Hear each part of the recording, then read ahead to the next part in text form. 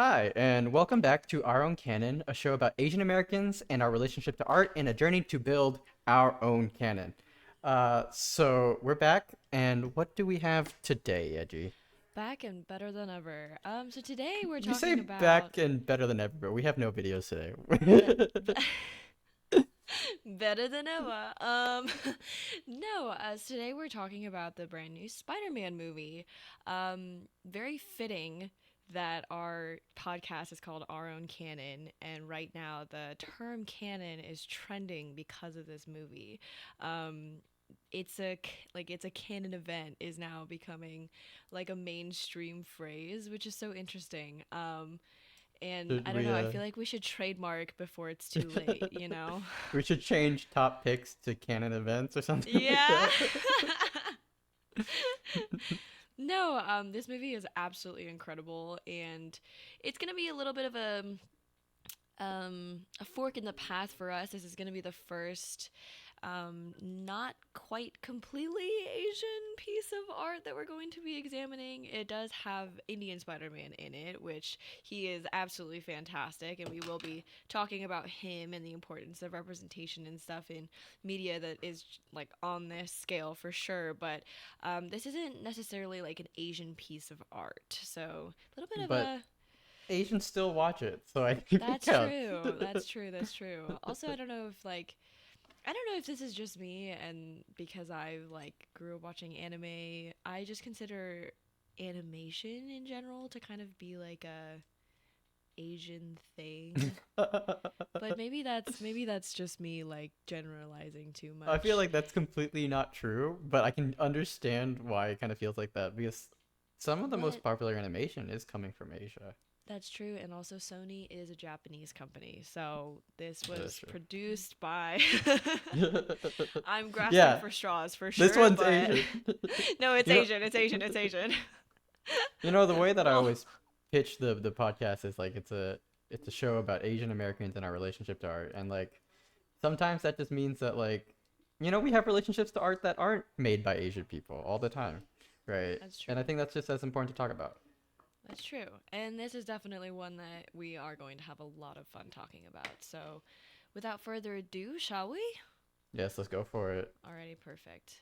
Before we Um, start, spoiler warnings. This is going to be something with yes. spoilers, right? Top picks, spoiler Yes. warnings. This is definitely going to have spoilers.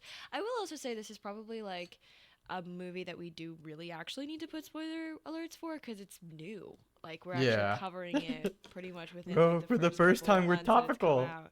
Yeah, no, for real, for real. Which is super exciting as well. But yes, spoiler warnings. We will be talking about things that happen in the film, so just be aware of that. But And you go watch watched it. this, yeah, and go watch it. But you watched this pretty recently, right? Yeah, I watched it like last week or something. Like, okay, so I was kind of always like thinking about going watching it, right? And then Yeji like messaged me and she's like, "Yeah, you have to go watch it." I cried like 7 times, right? I And I was like, did. "Okay, I I'll go to did. the theater today and I will cry 8 just to beat you." Wait, okay, let me see. Yeah, you said gotta beat six. I said you have to go watch it. Well, after that endorsement, I guess I just have to now. It's so good on. It's literally so fucking good. I'll probably check it out sometime this week. I'll tell you how many times I cried. And then you liked it. I So loved it. It was good, really great. good. No, in the nature of full transparency, I actually saw this movie on a date. Um, and I cried a lot in front of my date, which was totally not how that was supposed to go. I was really trying to be chill and cool, and this movie kind of ruined my vibes, not gonna lie. So, no hard Bro, feelings, of course, no hard feelings, but you if know I it's could a do it over again, I would choose not to. it's a good film when it like literally defeats every instinct you have of like trying to be on your best on a date. No, Like you really. try so hard to be on your best on a date and then the No, film just said, really. "Nah, I'm No, I just that was good." at the same time that I'm impressed by the film, I am a little bit salty, but it's okay. It's fine. It's fine. It's fine. Um, Oh my goodness. I don't even know where to start with this movie. I guess we could start with the first one. You watched the first one, right? What did you think of the first one? I love the first one on so many different levels. Yeah. Okay, so like Sony and Spider-Man movies don't have great track records, so like I was going into the movie with like absolute rock bottom expectations. Dude, no, really? I mean, Sony products like honestly have like they made Morbius, okay? Like Oh, need I true. say more? I don't walk into True. these with extreme confidence. That is true. But like it was a really good time. Like the animation was great, the story was great, the acting was great, the Hmm. music was amazing. I listened to Oh, that soundtrack for way too much, way I too feel much. like we could do a whole episode on just the soundtrack for these movies because it's insane. It's actually insane. Yeah, it's really good. And like I honestly was like pretty happy with that movie just like on its own like as a one and done, but then they announced like parts 2 and 3 and I was like, "Wait. Literally. Let's hope they don't drop the ball." Genuinely for this movie, I was really excited for it, but I also was a little hesitant because I was like, "What if it's just like lightning in a bottle? What if they just like got really lucky that first time?" Yeah. Right? And they just like can't follow it up this time around. Yeah, it was a Uh, fluke. Thank God it wasn't though. Yeah, thank God it wasn't. And all they need to do is just take the landing. Part three, Yeah. do it, please. But I have a True. lot more confidence now that it's kind of easier to accidentally hit lightning in a bottle once. Uh-huh. Uh, Following it up a second time with a really good movie too fills me with a lot more confidence. And like, Yeah. I hope I don't regret saying this. No, I'm sure you won't. I mean, you watch the first one and you can kind of see where they've planned out parts of the second one. And I feel like this, I mean, obviously the second one is it ended on a cliffhanger. It's like the part one of the finale, um, which is really, really cool. I wasn't expecting it. I'm not going to lie to you. Mhm. It's a long movie. I think they said it's like the longest movie that has ever been produced by an American studio. Um, Really? yeah, the sequel was officially announced in October of 2019. The animation work began in June 2020. With a runtime of 140 minutes, it is the longest animated film ever produced by an American studio. So it's a long movie, but I still wasn't expecting it to end on a cliffhanger. Like I thought there was gonna be like a final showdown kind of thing. Oh, really? Um, yeah, and so the cliffhanger definitely threw me for a loop. But I guess there was kind of like a climactic fight in the movie already. Obviously between Miles and Miguel O'Hara, Mm. O'Hara. Um, but like that again, they're not really necessarily like it's not villain versus villain, right? It's like hero versus hero, so you're kind of not really expecting it to like, Yeah, this um, definitely is an incomplete story. Unlike yeah. the first one, where definitely like the first one is the first part of this trilogy, but it also Hmm. pretty much can be its own story, and like we're okay with that. This one kind of cannot exist without the next part. I don't think. Hmm. Uh, like part of what's great about this movie is also kind of the promise of the next one too. Uh, Hmm. which is like fine, like that's unavoidable, but it is kind of a different thing than the first one, where like you don't have a complete story here. Hmm. Um, no, I'm super excited for where this entire franchise is going in general. Like before we sort of dive in, into the details of Across the Spider-Verse and the nitty-gritty of the actual film, like I feel like this animated series is really changing the game. Um, I'm Yeah. seeing a lot of people, especially like when the second one dropped, right, Across the Spider Verse. I saw a lot of people on YouTube making video essays on how like it's literally changing the game of the way that animated studios are now like putting together their animated films, where I'm so sorry. I keep dropping my pen. Where we had animation studios like Disney and Pixar making these films that had these like 3D, almost like hyper realistic, but not realistic animated films coming out, like Incredibles 2. A lot of Pixar films have that sort of like 3D cartoonish, not quite hyper realism, but not quite like Mm-hmm. abstract, like completely abstract.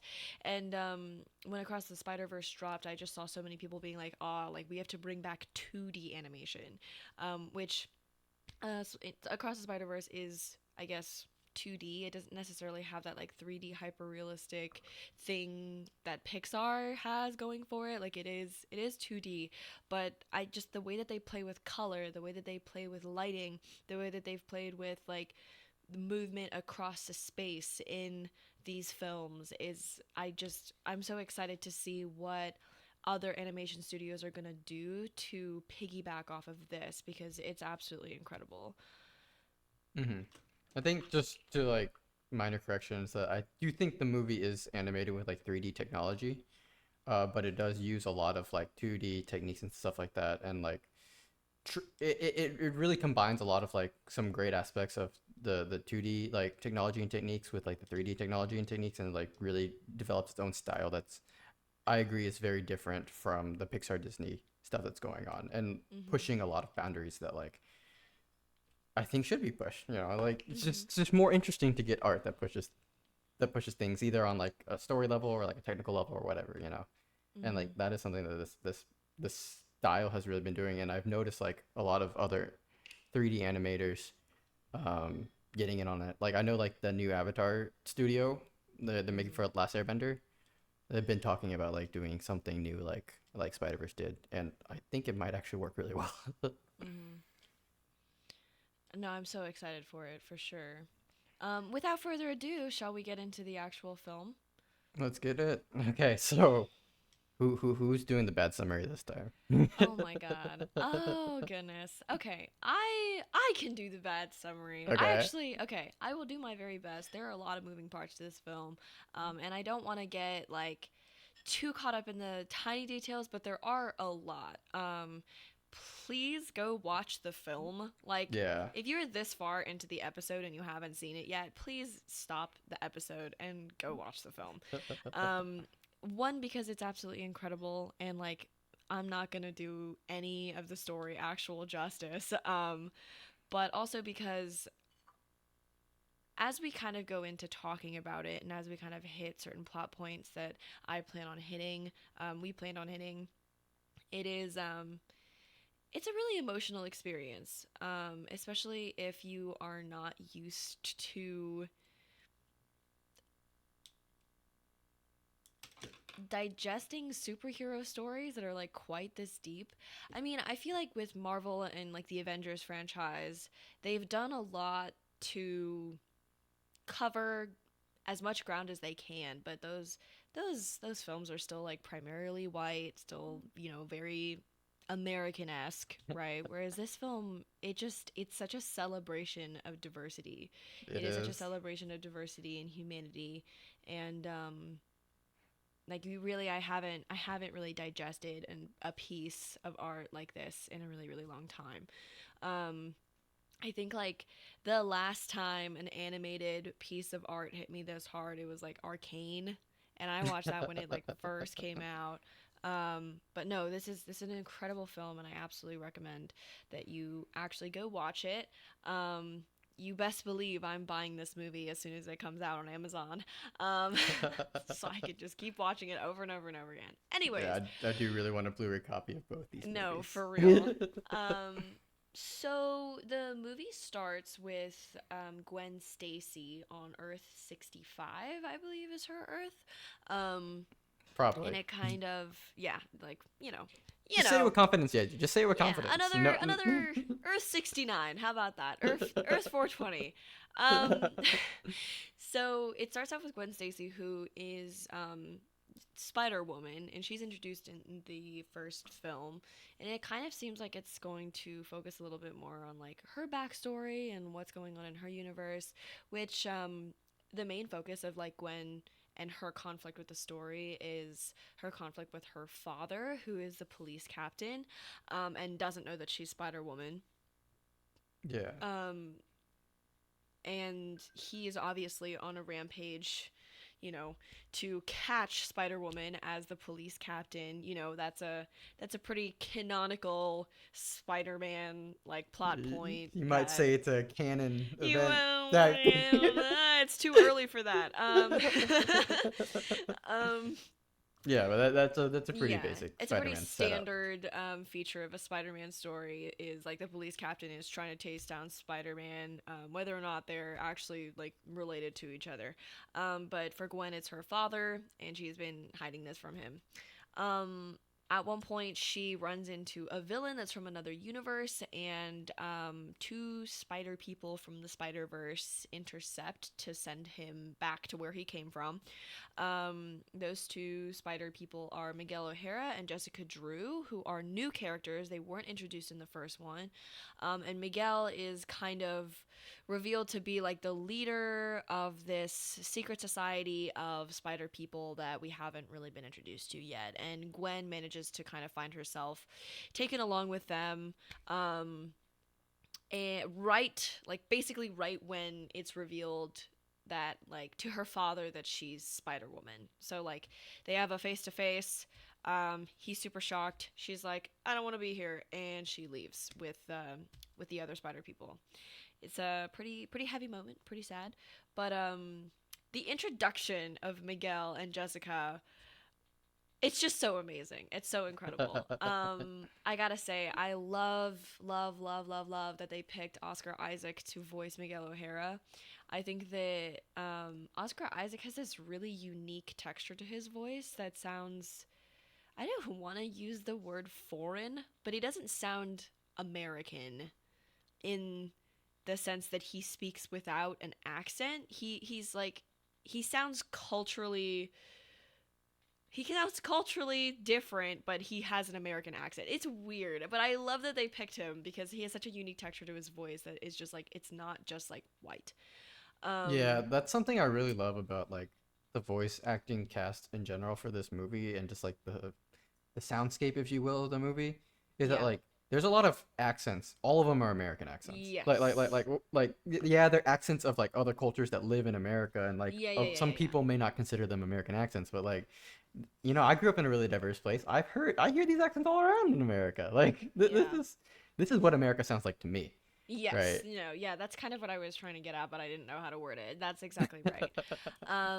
Also, Jessica Drew is Black Spider Woman. She drives a bike, and literally she pulls up and she's pregnant, and she's just absolutely fucking killing it. Um, love to see it. I absolutely love to see it.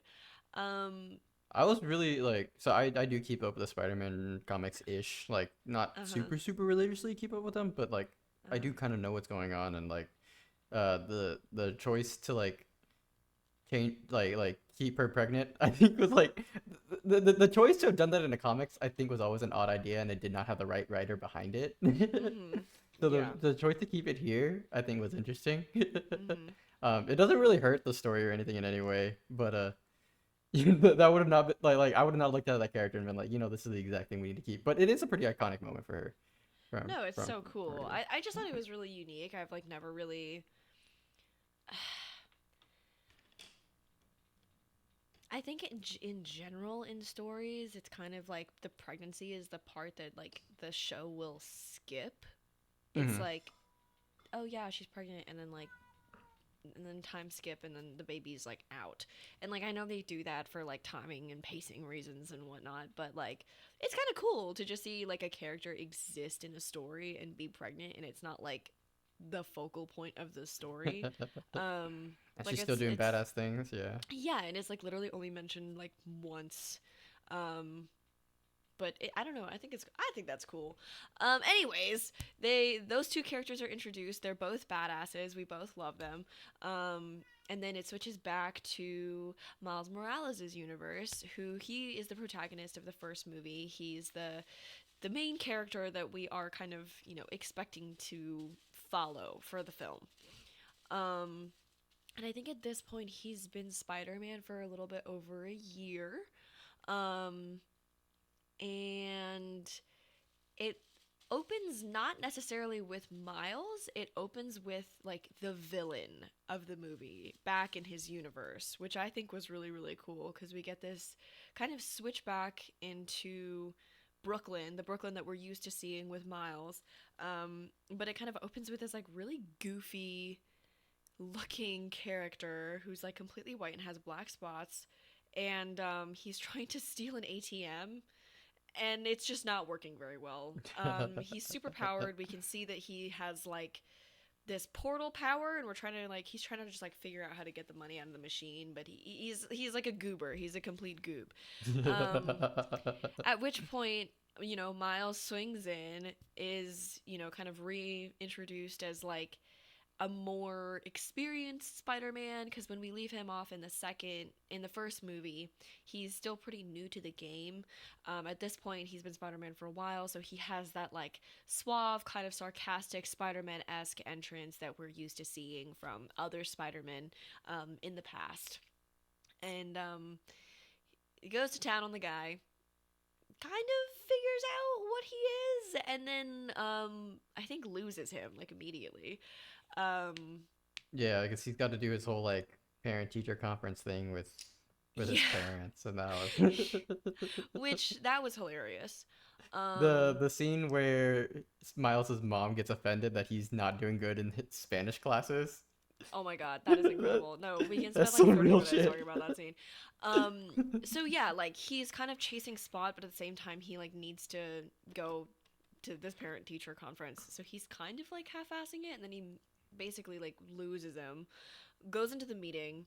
And something that I really love about the Spider-Man movies just in general is like how dedicated Spider-Man is to playing both sides. Hmm. Um, with We saw this with Superman too, and I believe we did talk about it when we were talking about Spider-Man smashes the Klan.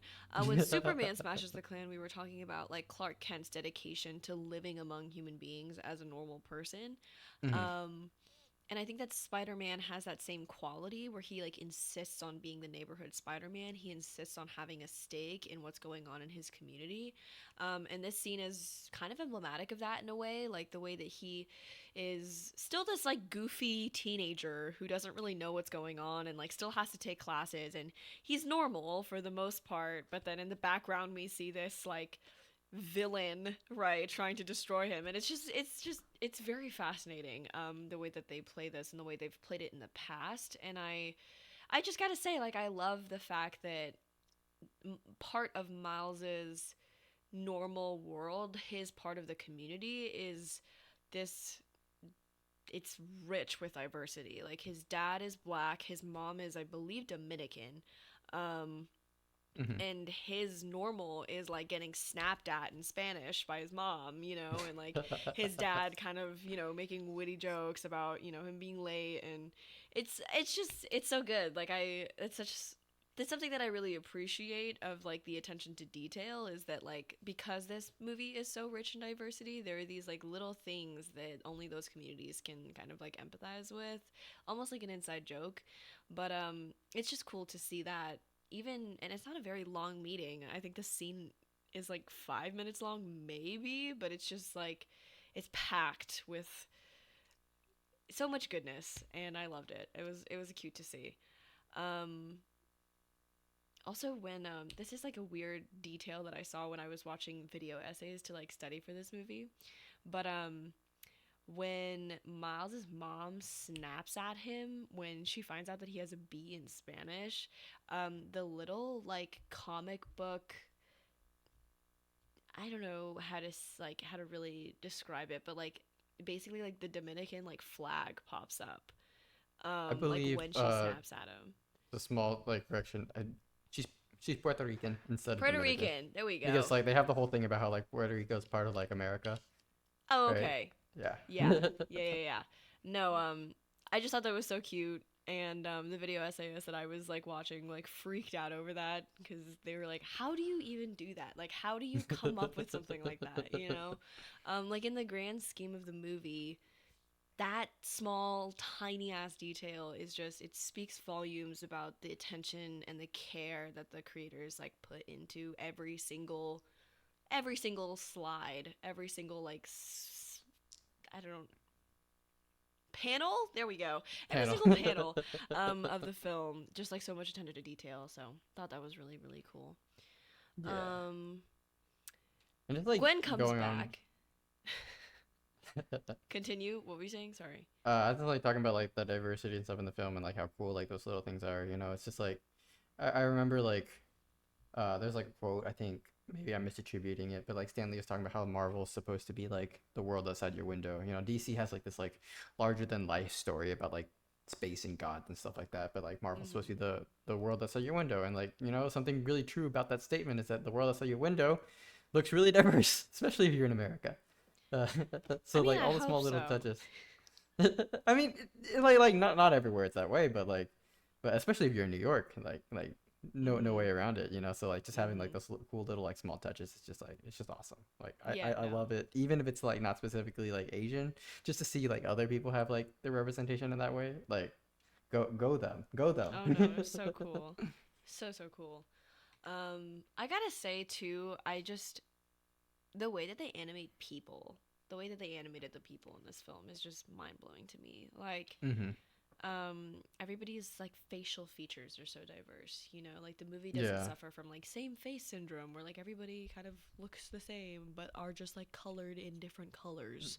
Like It doesn't do the people anime thing where people just have different color hair and that's how you figure it out. Yeah, no, literally. It like everybody looks very, very distinct. And part of that is like having racial features. Um, and everybody like has the racial features that they're supposed to have, which is really cool to see. Um, where are we in the summary? Parent teacher Parent teacher conference. conference. And then Gwen comes back. Um, that might be a bit of We might a be jumbling a bit, but I think you're of a right. jump. Bit of a jump, but she sort of like comes back, hangs out with Miles, but she's actually there to track the villain who is called Spot, I think. Spot. Yeah, Spot. Um and like he doesn't know that she's there to track the villain. He thinks that she just came to like hang out, and they start talking about the secret society of spider people. And Miles is like, I want to join the secret society of spider people. And Gwen is like, yeah, like I'll put in a good word for you. She's kind of being like very avoidant about it at the same time that she's talking a lot about it, which I thought was funny. Um, and then it's revealed that like she's there to track the villain, and he kind of gets hurt because he's like, I thought you were like just here to see me. And then they kind of have a bit of a falling out, but then Miles's mom like really encourages him to just kind of like go and do what he wants to do, because along with the parent teacher conference is this kind of like struggle that I kind of touched on a little bit earlier when I'm saying that like Spider-Man wants to be a part of the community. That comes at the very real cost of him like keeping secrets from the people that he cares about, right? Yeah. Um and so he has this like internal struggle. Miles is having this internal struggle of like, how do I be Spider-Man and also be the thing that like my family and friends need me to be, to like be there and show up for them as Miles and not just as a Spider-Man, right? Hmm. Um, Picking between, saving the neighborhood, saving the people that are out there versus like the people that are close to him as who he is as a person. Um, and this kind of conversation that he has with his mom when she's like trying to figure out where he's at, and like he just kind of had a tussle with Gwen, and so he's in a conflicted place. They have a really good heart to heart about um, like chasing after what you want, which is not a conversation that I think most parents have with their children, especially not us kids of immigrants. Um, but yeah, what did you think of like the whole how this conversation kind of like goes down, and what did you think of like the writing, and did you think it was authentic? Like where were you at this point in the film?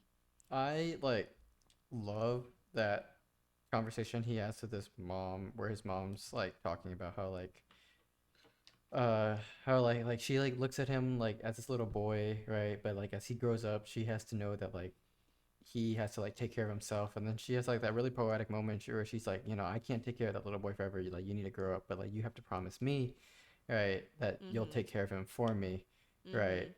And Ah, like, dude, you're gonna make me cry just thinking about it. I mean, that's like something like my mom has said in markedly less poetic words, right? But it is definitely something Close I've heard, enough. right? And it really like really represented something about my life that like I have not like seen in other shit. Like, you know, like that conversation really doesn't happen in like other pieces of media. Not that I can think of at least. Right. So Mhm. like just to see that was just like really like it really affected me in a way that I'm not quite sure how. Like but Mhm. it did, you know. Yeah. No, it was it. I every single beat of this story they just hit right on the head. You know. You know Again, what? I very also rare. think about like that scene. Sorry, that cut you off. No, you're good. You're good. You're good. That really had more bite is that like we know that like Miles is a racial minority. So like when she says because like so many like there are other movies in which like they say like the world's gonna be awful to you, right? Mhm. Right. But like Miles as like a racial minority, like specifically when she says the world's gonna be awful to you, like it means something intensely more deep, Oh right? yeah. Oh Right? yeah. Like that. That's something like I felt in my bones, right? Because Yeah. like there are other like stuff and like pieces of media where like the world's gonna be awful to you in the general sense that like it's kind of just a little unfair and like The you might world like is bad. yeah like the world is bad but like to hear it coming from like a mother of a racial minority, right, it's filled with the same kind of sadness and pain that I hear in my mother's voice when she says it because it's more than just like it's gonna kind of suck and you're gonna have some bad days. It's like sometimes the world is really going to want to like fuck you up, right? Yeah. um and like that like just hearing those words from that character, right, is something way more touching to me than like from other characters. Like the context of those words really mattered, Oh right? yeah. And Absolutely. and Absolutely. that stuck with me. I think that something that I really kind of struggle with in certain social circles is this idea that especially like as an Asian person and like we kind of talked about this when we were talking about like affirmative action getting overturned by the Supreme Court, which is a whole fucking thing.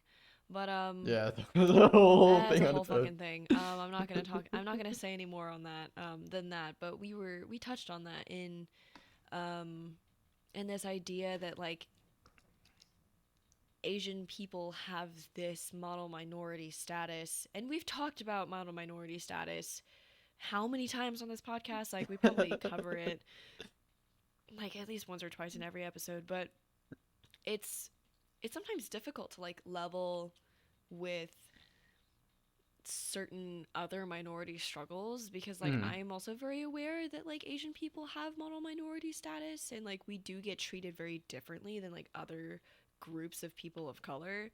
Um and so like while there's something so like deep and just universally like I'm so empathetic to like that conversation, I was also like hyper aware of the fact that like she's really talking from a place that like I can't really empathize with. And I think that that's Hmm. like okay. Obviously, it's okay to say that you can't empathize with it, but like it just kind of brought up this like feeling of yes, like as a minority, I understand exactly what she's saying, but like as an Asian person, there is definitely like an aspect to this that I don't understand, which I thought like not to like try and be like separative or whatever, but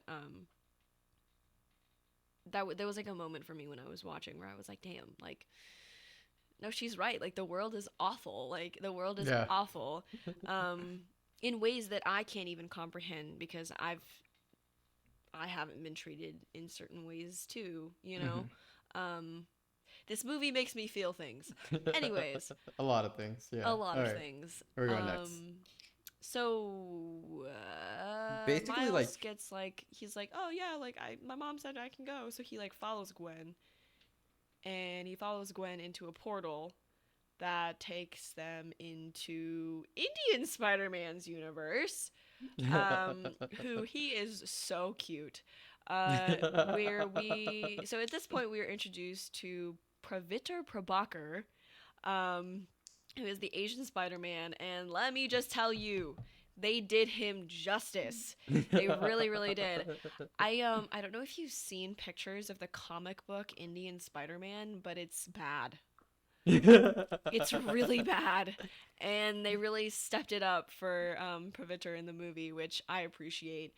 Because if they had stuck with that costume design, I would have had questions. I would have had many, many questions.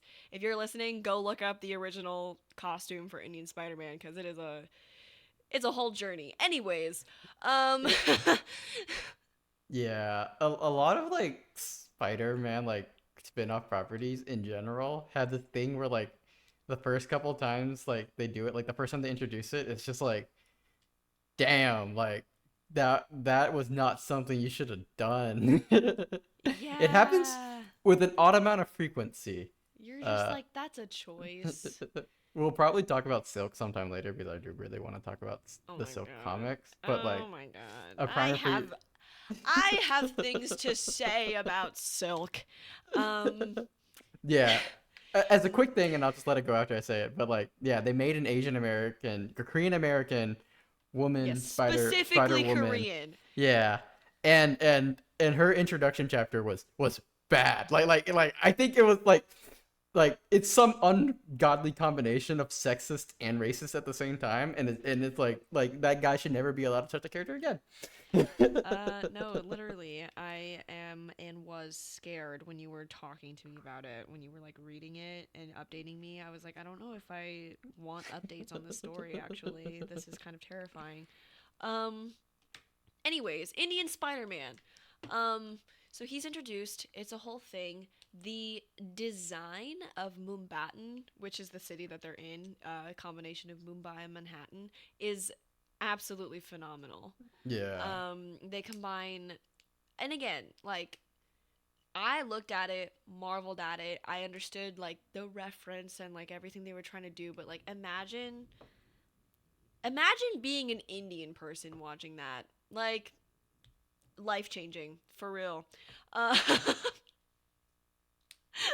Like it's so cool. Like it's probably how I felt when I watched Big Hero 6 for the first time and I saw the combination of like Tokyo and San Francisco. Yeah. Like that shit is so fucking cool. It is really cool. It's so cool and it's somebody's brainchild and they really came up with that. But they're It's in Mumbai stylish as now hell. Yeah. and okay, what did you, okay. So I for those of you who haven't seen, go watch the fucking movies first of all. But you know, in the first and second movies, they do this thing where like they introduce the Spider-Man as they kind of come out. Um, in the first movie, the very first Peter Parker that we see is, he's like, let's do this one last time. And then, does his little Spider Man introduction. And so with Pavitr, he does his Spider Man introduction, and it's just absolutely phenomenal. Where he makes a chai tea joke, which is actually, so I don't know if you caught this, but at the very beginning of the movie, Miles, when he's fighting Spot, remember I said that Spot was like trying to steal an ATM machine? Mm. So the M in ATM stands for machine. So Yeah. you're basically saying machine, machine. And Mhm. then when Pavitr is making his like chai tea, joke, it's like Miles is like, "Oh, I love chai tea," and Pavitr is like, "What did you just say? Chai means tea. You're saying tea, tea." It's like this reference to earlier in the movie when Miles was saying like, "Oh, like ATM," so like you're just saying like machine, machine, and he's like tea, tea, and it's so good. It's It's so really good. good. It's really good. They do that like every so often. I haven't caught all of them, but they do that every so often between Spider-Man to kind of show that, regardless of where they're from, what universe they're from, like, it's still technically like the same person. And I feel like sometimes we forget that. That like all of these quote unquote Spider-Men are like different versions of the same people. And that's why the canonical events in the movie are so important, which we'll get back to that. But they just keep making like small itty bitty references to it, and it's such a good attention to detail every time it happens, because you're just like, that's a reference, that's a reference to something that happened earlier, but it's also a reference to like the larger universe, in that these are all different versions of the same person. Like it's so good on just on a meta level. Like, how do you do that? Ah, so amazing. The attention to detail um that this movie has is really great in that way. Yeah. no, it's so good. What did you think of Indian Spider-Man? How did you feel the first time that you saw him come out, and like when you watched it for the first time? I think a lot like you, like I don't know if I could like completely relate to it, but like I do get the feeling that the same love and care that they put into the rest of the characters was here, and I'm quite sure that like that there are people who are going to like look at this and just like have a really fun time and like get to see like this character be really cool, right? Because you know like a problem that we have with like Asian representation in media is that like a lot of the times like Asian representation in media just sometimes it's like just having the character be really lame and not get to like do anything interesting, Uh-huh. right? And having a character just like unironically just get to be a cool guy, right? And like fight crime and save the world, like you know, like I'm here for it. I kind of also love that they made him a stud. Like, he is game, like he is Riz, and I'm like, damn, that's so good. Like, Asian people never get Riz in shows and stuff. Like, we literally never do.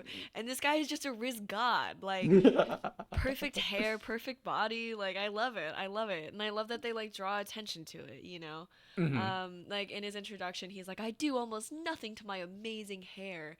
And like, and Miles is like, you don't use any product at all. And it's like, it's just, I love that. Like, I feel like Asian people don't get that very often, you know? So, Yeah, he like like, takes off he's his like the mask cool and you're like, oh guy. no, he's hot. Yeah, no, he's hot. Yeah, that doesn't happen with Asian characters, dude. Yeah. Straight up. But it's really, no, it's really good, and he's a really sweet guy. Another attention to detail that I thought was so cool, like the way that he swings from his webs and stuff is like, The yo-yo. it's so cool. He kind of yo-yos, and he also uses like a different kind of webbing than the other spider people. He has like, I don't know what it's called, but it's basically like this little cylinder that like wraps around the web, and he kind of uses that as like Mm. a, as a weapon, but also simultaneously like a way to kind of hold on to things when he is swinging. And it's really really cool. And if you kind of watch him swing like in the air and stuff, like it's very heavily influenced by like Bollywood dancing, and like traditional like Indian dances and movement. And like you can just see that, like if you've seen any Bollywood dances, or if you've seen like any references to like Indian dances, it's like a big thing with their culture too. But if you've seen any of it, you're just like, oh yeah, like that's a reference, and you can just immediately pick up on that like when you watch him on the screen for the first couple of minutes. And that's also just so cool. Also he's barefoot, which makes me really happy. No shoes for the Asian Spider-Man. No shoes for the Asian Spider-Man. Um, and then they get introduced to Hobie, who's the like, second Spider-Man that we're meeting in this Spider Earth. Yeah, But he's not yeah. native to this Spider Earth. He's like coming in for backup. Um, but Spider like Punk. Spider Punk, but Spider Punk. they're trying to like track Spot down, but he keeps like moving around and being an asshole. And then he finally gets to the Moombatons like Alchemax, because he's trying to get to the little like portal thing that they ended up closing in the first movie. He's trying to like start it again, so he finds his way to that. And then right as they're kind of about to be shit out of luck because he puts a force field up, Hobie comes in and smashes through the force field like an absolute G. And let me tell you, philosophically, love this fucking character. If we can take a break, if we can take a break from like the celebration of Asianness, the celebration of philosophy with this character is just like absolutely amazing. Like, He's he an is a true anarchist, my guy. anarchist. I fucking love it. I love it so much. Like when when they're fighting and he's like talking about all these things, and he's like, yeah, I don't believe in teams, I don't know, blah. And then like Miles is like, "You don't believe in teams? You're literally in a band." And he's like, "I don't believe in consistency." And then which is also a reference because like at the beginning of his introduction, he's like, "I'm not going to show you my secret identity. Like, well, come off it." And then like he takes off his mask and like we see his secret identity. Um so it's like, he like doesn't believe in consistency with that, and like he really does mean that for like other things that he says, which is it's so good. The writing is so fucking good. Um but no, Anarchy for the win. I love it. I love it. It's so good. Did you like this character? I feel like you I would like this character. Yeah, so like before I went and watched a movie, my cousin was like, you know who you would really like? He was like, no, like he just like was just talking to me and he's like, yeah, you're gonna like this character named Hobie, just don't worry about it. And I was like, okay, You were like, cool, I all guess. right. And then he walks in and he's a fucking anarchist. It's so I'm good. I'm like, wait, It's damn. so good. You were like, I wasn't expecting it, but I don't mind it. I wasn't expecting it. And just like another thing, like accents and all that, it's like great to like hear like different ways people speak, and like it's all fun, and he's just so cool, and he's just having a good time. So No, yeah, he has like a British, I believe it's a Cockney accent yeah, like from a the Cockney UK. accent. But you could also tell that he's black, which is great. Um, like it's not a white Cockney accent, which would be a very different story because we've seen that a couple times. Um, but also, I love the guy who voices him. His name is Kaluuya. I think I'm saying Hmm. that correctly. Love him. He's in Get Out. He's in like a he was in Black Panther. He's in just a bunch of stuff that I love, and he's a fantastic actor. Um, He is, yeah. I was really excited to see him, and I didn't know that he was gonna be Hobie. But like when Hobie started speaking, I was like, "Why does that guy's voice sound so familiar?" But I've never heard Kaluuya like speak like that. But Daniel Kaluuya is a British actor, so that's like pretty close to what he actually sounds like. And I didn't actually know that. Like in all of his other films, he speaks with an American accent. So well, not in Black Panther, he doesn't speak with an American. In Get Out, he speaks with an American accent. I didn't gonna backtrack there, but it was no, it was so cool to kind of hear him kind of in his element, really. Yeah. Um, oh no, he's such a cool character.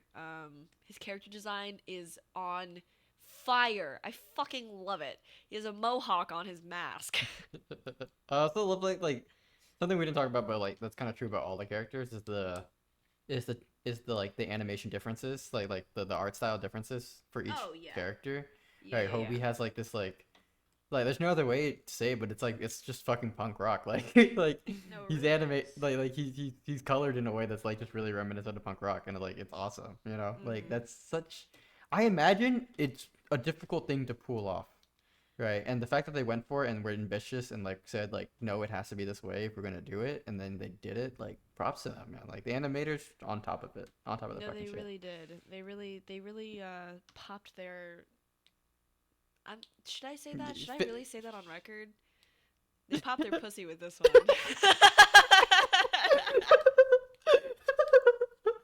That's going on the internet forever. Okay.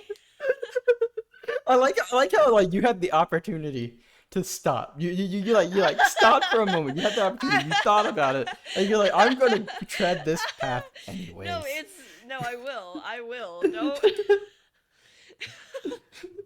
It's a bad idea. I will do it. All right. Moving on. Don't worry, we lost our family friendly status a long time ago. That's probably true. I'm not too worried about it, but it's fine. So we get introduced to these two new Spider-Men, and at this point, like, I kind of like. eh, I mean, Miles is still obviously the protagonist, but at this point now we have so many moving parts. And Gwen is still kind of like technically a main character because she's still going through like her internal conflict with her father. So there's this really interesting dynamic with like how they've managed to balance out all of these different and diverse characters and give them each their due while still making sure that they don't get too off topic. Um, I think it's actually so cool that they like do their character introductions kind of like in the middle of an intense fight scene. Cuz it has this like added benefit of like, oh, like is an intense fight scene going on, but we need to be introduced to this character, but we can't spend like too much time on them. So the fight scene almost ends up being this like plot device Mm-hmm. slash like writing technique that they use to like keep the audience's attention on the fact that like there's still a story going on, and like yes, you should care about these characters and we're going to give them their time and their space to exist, but this isn't necessarily like their story um that you should like be super focused on. I don't know, it's interesting. I thought it was cool. um And okay, so they're yeah. Speaking of the fight scene, they're fighting Spot. He manages to open the portal, and as he does, Spot shares this like future vision with Miles that's really freaks him out. We see his dad.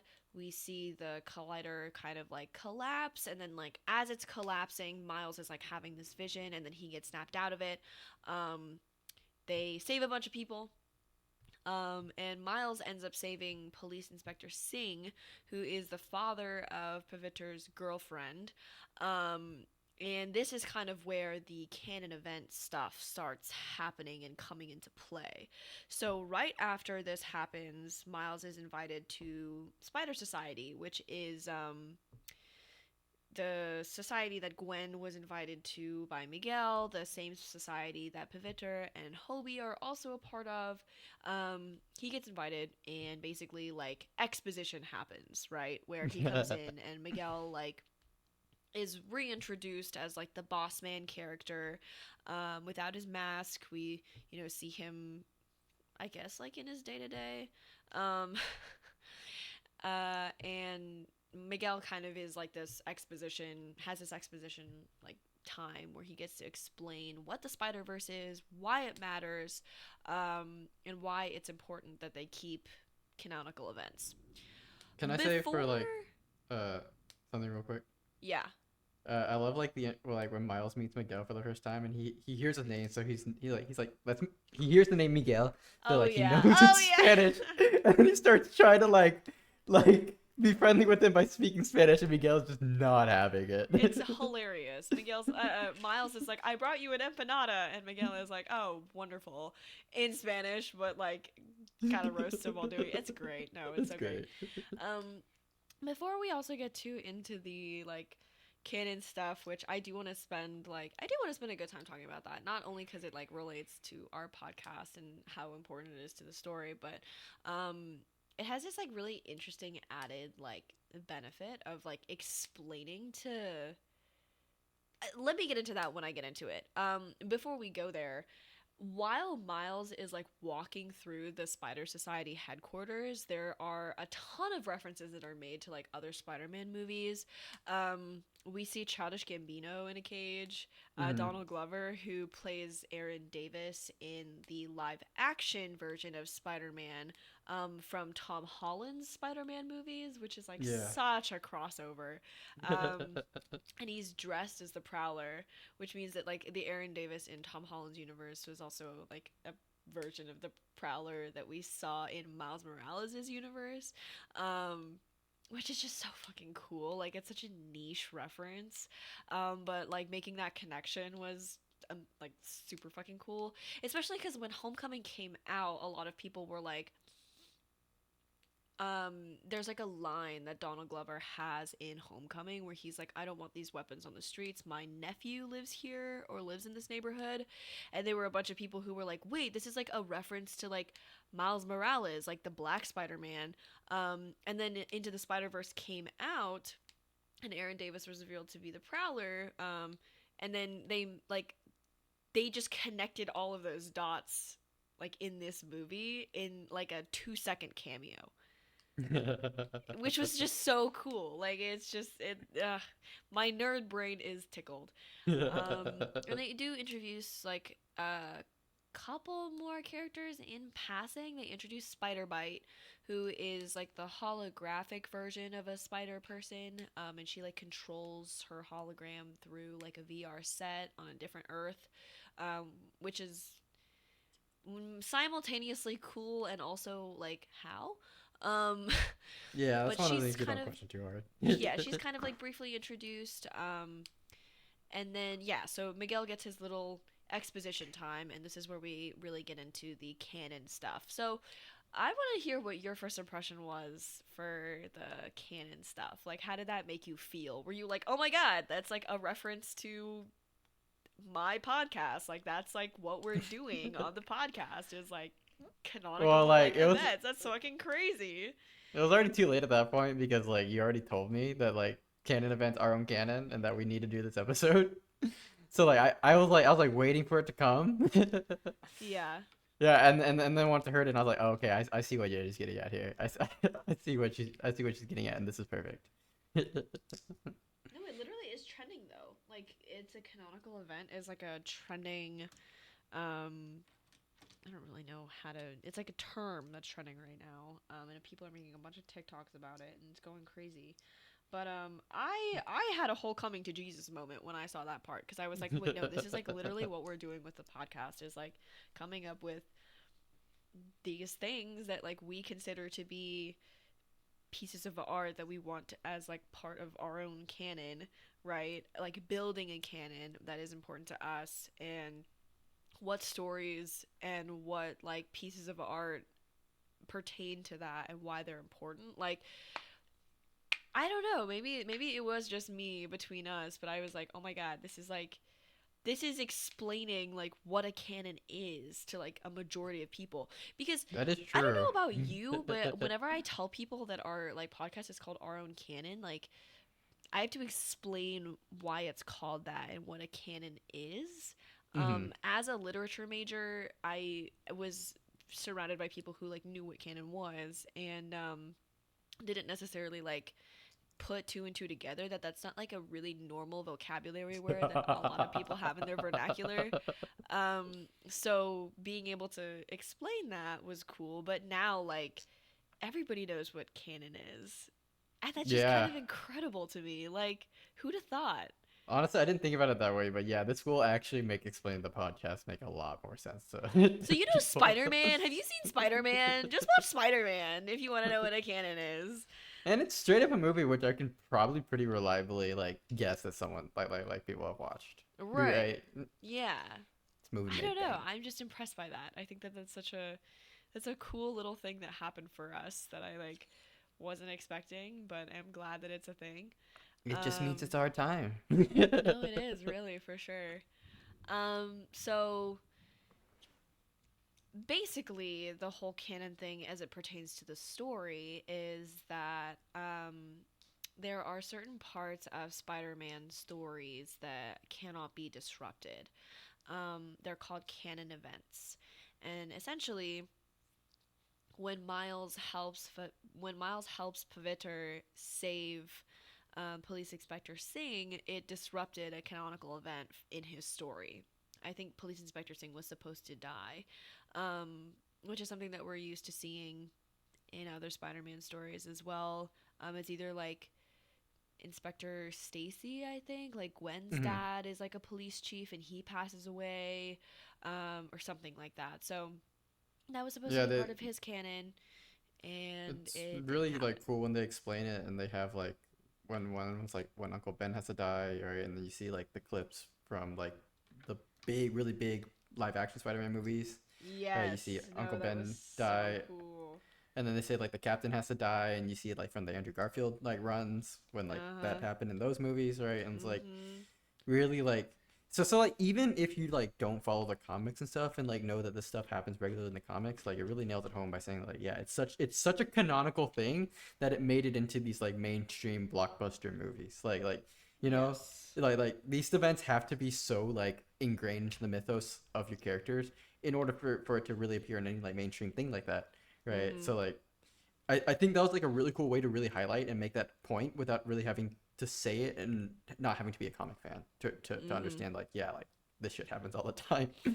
No, it was so cool. I was very impressed with the way that they put all of that together, and also because They did make a reference to like the Homecoming movies. So like Tom Holland's version of Spider-Man, they made a reference to him at the very, very beginning of the film, where Miguel is like, yeah, and like Doctor Strange and Spider-Man on like Earth something something, and it's like, oh, like that's a reference to the I live remember action that. Tom Holland ones, right? Yeah, so they definitely do their time, and they put their effort in, proper effort into referencing where they need to reference, and um, giving each story and each studio, each version their due, but again, like without making it like this whole thing where they're like, look at this, we're making a reference. It's just like these very subtle things, which I think is like honestly more impressive. Yeah, um because like especially after No Way Home, it's like a lot of other studios have been jumping the gun really hard on like doing the references to like older properties stuff, right? mhm And like there's a temptation to get really carried away with it, and mhm I suspect we will be seeing a lot more of that upcoming. And like, I mean, like the new Flash movie has like references to like old Batman movies or whatever, right? Like mhm there is a chance that like I haven't watched Flash movie and probably won't, but like there's a chance they're kind of going a little too hard with it. So like to see this movie about the multiverse actually have restraint on that, yeah, props to you. yeah. No, I don't think I've seen any of the more like recent DC stuff um to be like well enough versed in it to be like, oh yeah, like they made references to whatnot. But it's I think it's cool. I think also it's like I would consider myself a Marvel kid. Like I watched like all three Iron Men when they were in theaters. Like I grew up Oh, with. you were on this before it was even big. Damn. No, yeah, like I really kind of I really kind of feel like I did grow up with like Avengers movies the same way that my mom's generation grew up with like specific pieces of like art from their time, and like Endgame was a whole. I mean, that was a worldwide thing, right? Where like people really latched onto that, and these movies I think are. I think I don't. I want to say that Across the Spider Verse is like somewhat in the same ballpark in the way that like Marvel movies just tend to be like worldwide phenomenon. Mhm. Um, but I really do think that like these movies have the potential to be on that level in the way that like if they keep making them, because I think they are coming out with the Spider Woman movie too. Let's pray it's good. Yeah, so the third and Let's final pray film in the it's. trilogy, Spider-Man Beyond the Spider-Verse, is scheduled to be released March 29th, 2024, while a female-focused spin-off film, Spider-Woman, is currently in development. So like they're going to keep making these movies, I'm sure, and people are going to still come and see them, but I'm hoping that they make this like canonical thing into a thing that really does it justice. I think that Yeah. Marvel got a little bit distracted with like the live action TV spin-offs of the Avengers series, so like Loki A and little distracted, okay, dude. a I, lot distracted. They fuck shit up. With like Loki, the Scarlet Witch show, WandaVision, and then they like came out with that weird ass Doctor Strange movie that was just like, what are you doing? Um, and that's a so they've controversial kind of movie, huh? no, I didn't like that movie at all. But they've come up with like these things that feel like they're fucking up the canon in a weird way.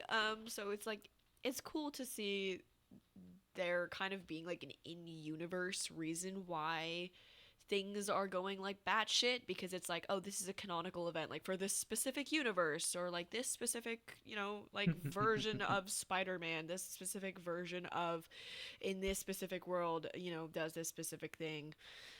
So every different universe has like a different quote unquote canon. So I think that is cool, and I think that it would be cool to have like an in-universe reason why things are getting a little bit wonky on that end, and like maybe they can use that to like clean it up. Perhaps that's just Mhm. me being hopeful, but it is really cool to see them making references to like Tom Holland Spider-Man and Doctor Strange, and they're really putting in like the time and the effort that I think Marvel needs to like get back onto their feet with some of these different stories, but perhaps I'm getting sidetracked. Um I, I don't know. Like, how do you feel about the whole multiverse thing with like superhero movies? Like, do you think we're getting carried away? I think Um, they're definitely getting carried away. I think Marvel in particular, like has it has done it in a very inconsistent way, which to me tells me that they haven't thought it through and they're just doing it because they think it's a good idea, uh-huh, right? Because like between like Spider-Man, Doctor Strange, and Loki, they all and Ant-Man, but I haven't watched Ant-Man. They all have like multiverse stuff, but like the inconsistency in it tells like hints to me that like whoever's like writing this isn't they aren't working together to really do a cohesive version of it, uh-huh. right? And it really gives me the vibe of a studio getting really excited and seeing like Spider-Man make a lot of money, No Way Home make a lot of money, and saying like we need to have it in everything now, right? Uh-huh. That's like the vibes I'm getting from it. And I think Across the Spider Verse like doesn't fall into that. Like Across the Spider Verse is a multiverse movie, but like it's a multiverse movie with purpose. You know, Yeah. like this actually serves an interesting storytelling like thing, right? I think No Way Home kind of justifies it. Loki justifies it. No Way Home is like scratching the surface of justifying it, but like there's also a really big good argument that it's just fan service.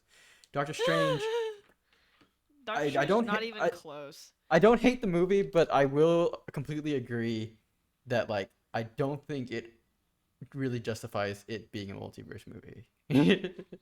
That was such a weird I, movie. I, I We have to do an argument on that one about like whether or not I it's a think we top pick or might not. because I do like the movie. Oh my god, no, yeah, we're gonna fight. It's gonna be a Sriracha chat. Anyways, um, Okay, at at this this point, point, Miguel is like trying to explain to Miles that like these canonical events need to happen, um, and that or if else they like the don't, universe, the yeah. universe is gonna fall apart.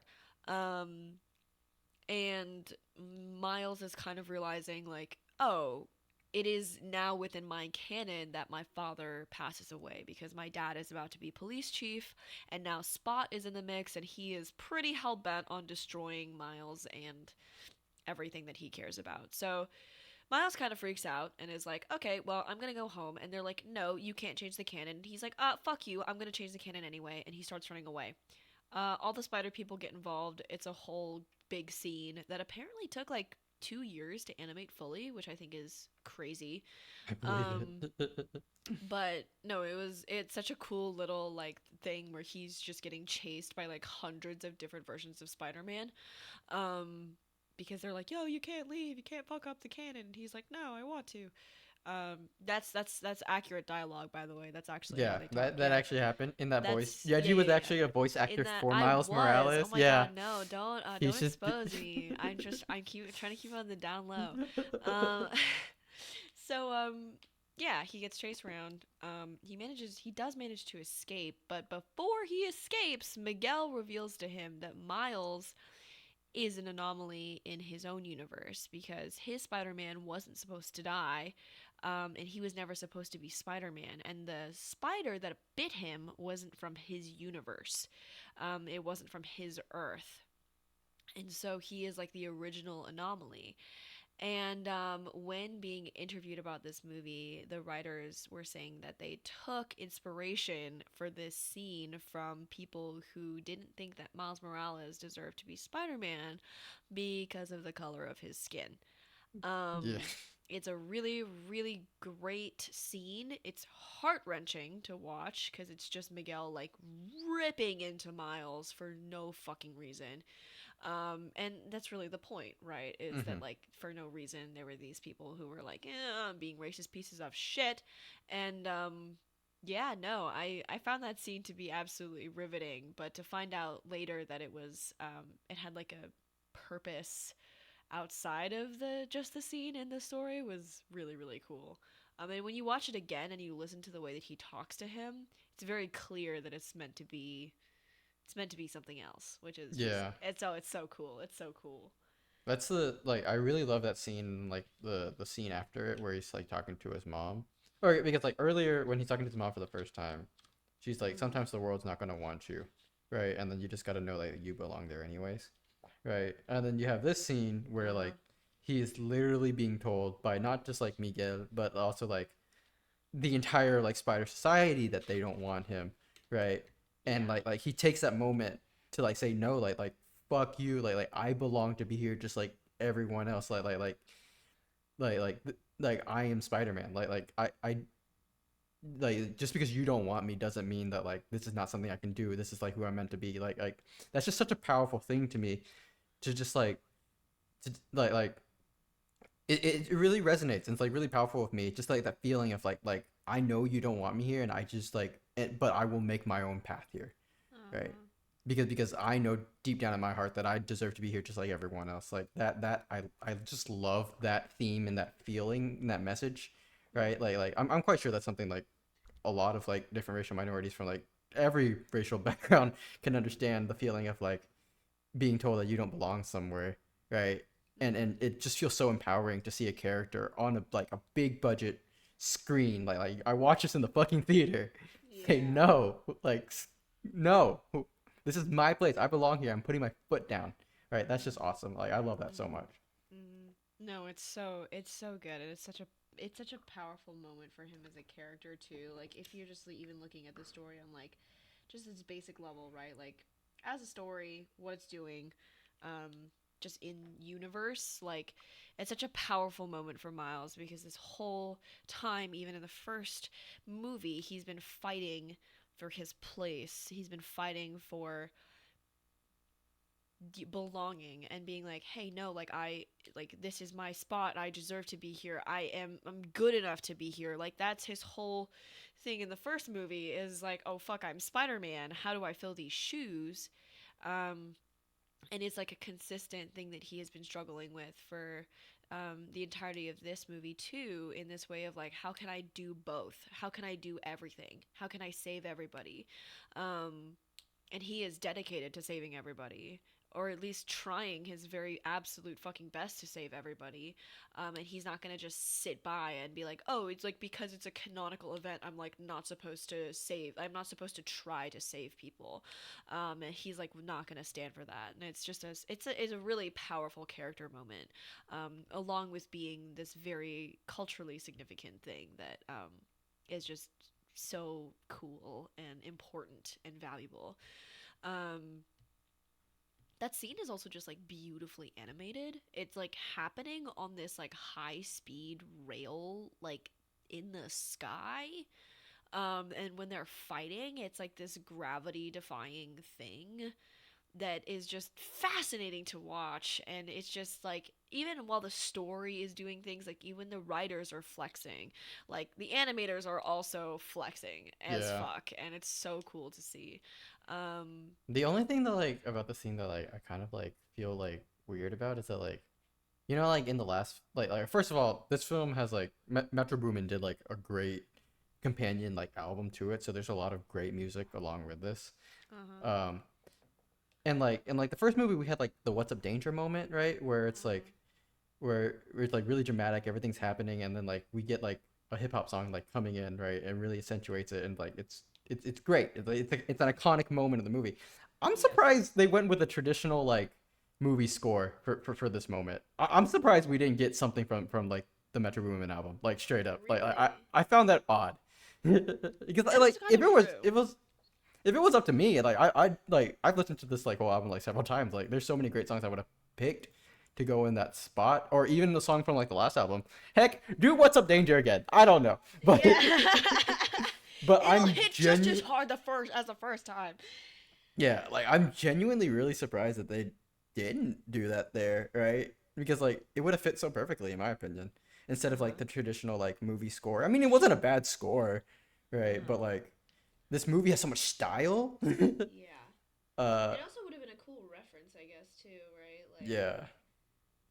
I wonder if they were afraid that they were gonna be like doing the same thing too many times. I would have loved them to do the same thing. But Sometimes if yeah, something's not broken, you don't have to fix it. yeah, it's not a big deal. I just thought like I was just really expecting like that type of moment, but it didn't happen. And like it's fine that it did. And frankly, the movie's still a very good movie, and the scene is very impactful. I mean, we talked about it like for quite a while. I just thought that was odd that they didn't do it there. I gotta tell you though, like I really think that the "What's Up Danger" scene in the first movie, like changed the game for like superhero For real, coming dude. to Jesus moments. Like the part where like, because in the script, when Miles is like falling, but in the scene, it's like the city is above him and he's falling into the city, but it's like he's rising. Like in the script, it's written out like as he falls, he rises. And the way that they animated that was just so fucking incredible. And like, I mean, that is like the very definition of like a screenplay coming to life, right? And like Yeah. there's only so much you can do with a live action, and like really everybody was flexing all of their like animation abilities for the first one. And like Bro, I'm it, getting goosebumps just talking about it because it's no, just that really, good. like It's the just that that scene good. is incredible and like really changed the game for um like those superhero like coming to like coming into their own moments. Like it's so good. I think that's probably like my number one in terms of like like superhero getting powers officially. That and like the Shang-Chi scene where like the rings like disappear into the smoke and like he walks out and they're just like circling around him. That was fucking sick. That But was pretty sick. no, the first one with like him really coming into his own was very powerful. And you know, in this one, even though the score wasn't perfect on um it's Sorry, I love my music. still You know that. it's still gorgeous and sad. There's like this melancholic kind of quality to it because he kind of finds out that like his friends were lying to him and keeping things from him um, to like keep him within the universe and stuff, and so he like doesn't feel good about that. Um, but he still decides, and he's like, hey, this is how I'm gonna do it, and this is how my story is gonna go, and nobody can stop me from doing that. So it's so good. It's so good. Anyways, he makes it back home by doing this weird like spider machine thing where like he goes into the spider machine and the spider machine like Send back sends him home. back Yeah. home to the spider through the spider verse from the spider machine. You'll have to watch it to understand what I'm talking about. No, no, Um, no. I think you did it justice. Okay, I think you wonderful. did it Yeah, justice. no, I am an expert at summarizing. Actually, he goes back home, and I feel like I shouldn't talk about that. I mean, we already get the spoiler warning. I mean, we did, but like, that's a crazy spoiler. Okay, guys, watch the movie. If you made it Yes, this far, we've already told you to watch the movie yes. several times. Please go watch the movie. At this point, like seriously, pause and go fucking watch the movie. Okay. So he gets teleported back, quote unquote, home, and then he realizes he's not home. Um, I love the way they do the reveal too, because like it's like oh, that. Oh dude, man. even talking like you know how you were getting goosebumps talking about Yeah. that. Talking about this gives me goosebumps, dog. The way I was not expecting it at fucking all. But I know Miles G. Morales. Like when Miles Morales became a thing, like people talked about Miles G. Morales, and so like I just didn't expect them to reveal it like this. It was It was it's so so good fucking because like he good. has that heartfelt moment with his mom, like telling her that he's Spider-Man. She's just like, "Who?" She's like, "What? Right? What are you talking about?" And then you see Uncle Aaron walk in, and you're like, "Shit." Shit. He's not home. He's not home.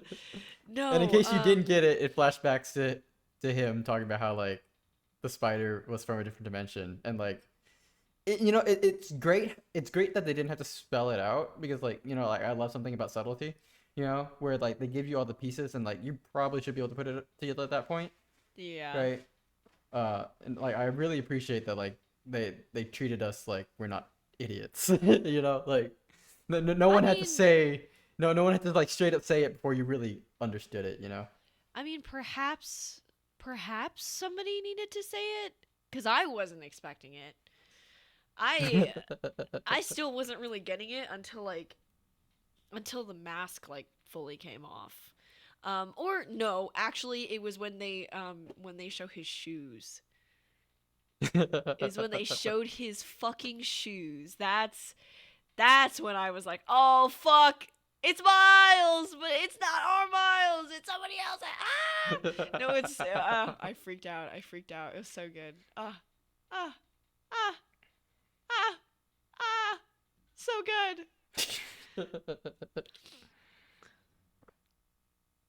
Let's see.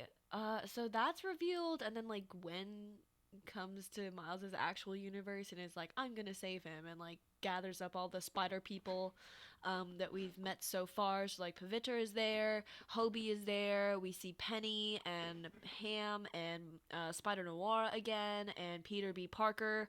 So she gets the whole gang back together to go and like save Miles and like help him save his dad and take Spot down, and that's like when the movie ends, and it's the craziest fucking cliffhanger of all time. Yeah. Um, but it's so good. It's so Yeah. good. Yeah. Uh, Like the setup for the next movie seems like it's gonna be really interesting because you have a lot of really interesting moving parts. You have Miguel, um, with Jessica Drew and Ben Riley, uh, the Spider Clone, hunting like Miles Morales. You have Spot doing whatever Spot's doing. You have Gwen trying to figure out what she's gonna do with her team, right? And then you have Miles tied up dealing with Miles. Miles dealing with Miles. It's perfect. And I'm really interested to see what kind of like emotional dialogue we're gonna get out of the Miles and Miles as Prowler like Uh conversation because huh. like they don't even need a fight in order for me to like be really invested in whatever this conversation's gonna be, Oh right? yeah, Because you have no. because you have like Spider-Man Miles Morales who like lost his like uncle, right? And has like that and like that type of like regret and baggage. And then you have like Prowler Miles Morales who like Lost lost his his father. father, basically raised by his uncle in a different type of way. I mean like basically raised by his uncle because like that's how he became Prowler. It has to be, right? Yeah. Um and I'm just like really curious to see this conversation about like there's just so many different ways you can go with this, right? Like Mhm. just to have this really emotional conversation or maybe have like a really philosophical conversation or maybe have a conversation about like whatever like there's so many great threads that you can pull on and like if I was a writer, right, I would be Yeah. so excited for this opportunity No, to they write they better they whatever better goes nail here. it on the head. There's so many. So the other thing about the cliffhanger, right, is that like there's so many expectations for what they're gonna do with this, Mm, like with what's gonna come up next. And so they really have to watch out that they're not like fumbling the bag on this one, because it's really important that they don't. yeah. um but no, so like now that we're kind of at the end of the film, um what was your favorite part of it? Like how did you feel walking out of the theater? What was your experience? Tell me everything. Man, like it's hard to tell to what my favorite part because like there's really two of them. There's like the one where he's fighting all the Spider-Man, right? And he's like, Mhm. "No, I belong here, and if you don't want me, I'm going to blaze my own trail. I'm going to be a trailblazer in my own right, right? Like I Uh-huh. love that feeling, that idea because like that's kind of what we want to do here too, right? Yeah. Like like like like yes, like that's the inspiration I need. Like that's the, like the go home and like let's get grinding type thing Mhm. feeling.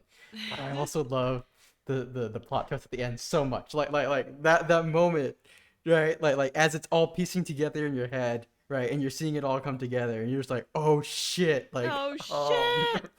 It's him. Like just as a piece like like I like things for different reasons. Sometimes I like things because like it really engages my brain or really like relates to a certain part of my life and like makes me really like emotional, right?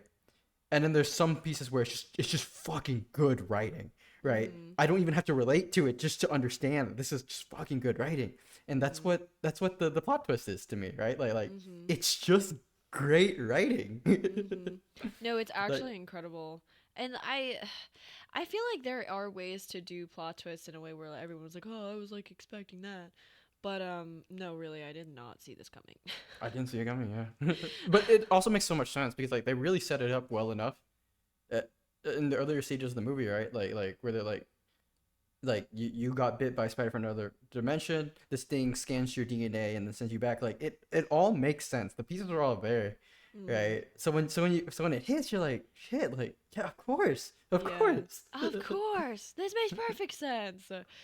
No, it's so good. It's so It's good. so good. It's so It's so good. good. I will be saying that until I don't know, I get tired of it, but I'm not going to get tired of it cuz it's fucking amazing. I just remember walking out of this movie theater like I got to really go back to living normal ass life after seeing a piece of art that like probably changed my life. We didn't spend a whole bunch of time talking about it, but there's a scene where Gwen like comes back to her universe and talks to her dad. Um, which Hmm. is where I lost my shit. Um, For the sixth that time. is that is where I like started actually fucking bawling. Um, there's just so many things that like I wish I got to say to my dad that like I'm never gonna get the opportunity to, and like being able to kind of see her like reconcile with him after this, like after she basically spends like for the whole movie, right, which for us in reference is like the entirety of her story really of like her just being scared of like not being accepted by her dad. That's like really a big plot point for her for the entire movie, and like to see that actually resolved within the time of the movie is like Hmm. it's good because you know they could have dragged that out for like drama and like oh we don't know like what's gonna happen, you know, it could you know be something else, but um it's just this great moment that she really gets to enjoy and relish before she goes off and like saves her friend, um, who's kind of been struggling with like the same issue, right? Of like this fear of not being accepted by the people that he loves, right? Hmm. Um, and it's like it is sad too, and like it's sad that Miles had this whole like moment where he shared with his mom that he's Spider-Man and it didn't end up actually being his mom, and it kind of feels like Gwen got that opportunity with her dad because like Miles didn't get it. Hmm. um but it's all no it's all just it's all so good, and the emotional impact of it all just hits really really hard. It hits exactly the way it's supposed to. um it's just such a good movie. Like I walked out feeling so fulfilled and happy, and I, it just it sparked so much joy, but it also like hit the the not the negative emotions, but like the negative emotions that you're supposed to feel in this, in terms of like the uncertainty of what's coming next and like caring about the characters that are going through a hard time. Like you really feel everything that they want you to feel, I think. Hmm. I didn't come out of this feeling like I had a bunch of questions about like, oh, like why did they put this in there, and like, oh, I'm so confused. Like there was no confusion, no second guess. It was just a good piece of art. You just walked out being like, fuck, that was perfect. Like I would have changed nothing. Like I had no questions. I didn't feel like things didn't make sense or being like it was okay. Like, you know, none of that. It was just a good experience overall. Um and I feel like having to go back to normal life after, and you were kind of saying this too, right? Like you watched it and then you had this moment where you're like, all right, like it's grind time, like let's fucking go, you know. Hmm. I feel the same way, and it's just kind of weird to sometimes like not do that immediately after you watch a good piece of art, where you're just kind of like sitting with it for a little bit, and you're like, damn, I have to like be a normal human being after after seeing this. It's very good. You should go watch it. Have we mentioned that you should go watch it? Because you should go watch it. It's good. One last thing for me, Yeah. like like we talk a lot about art and Asian Americans, but there's also kind of a little bit of philosophy in here because we both study philosophy, Uh huh. right? And I think there's something that I think is probably going to pay off in the next movie, right? That really got me thinking throughout this whole movie was like I remember reading this paper. I forgot which class it was, and I forgot who the author was. So that's kind of bad.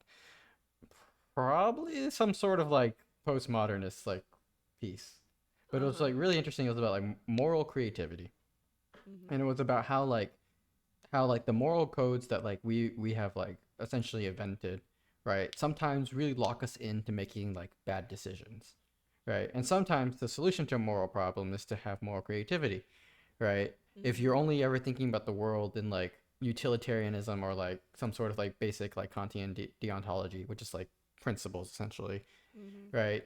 Sometimes you miss good solutions to these moral problems, right, that you otherwise wouldn't have hit, right? And I feel like that's something philosophically that this movie is like trying to do, right? Because it presents the problem of like you have these canon events, right? You don't want like to let your dad die, right? But you Mhm. also don't want like the world to end, right? So like how do Mhm. you solve that problem, right? Mhm. And whatever the next movie is, like it's probably going to require some like moral creativity, right?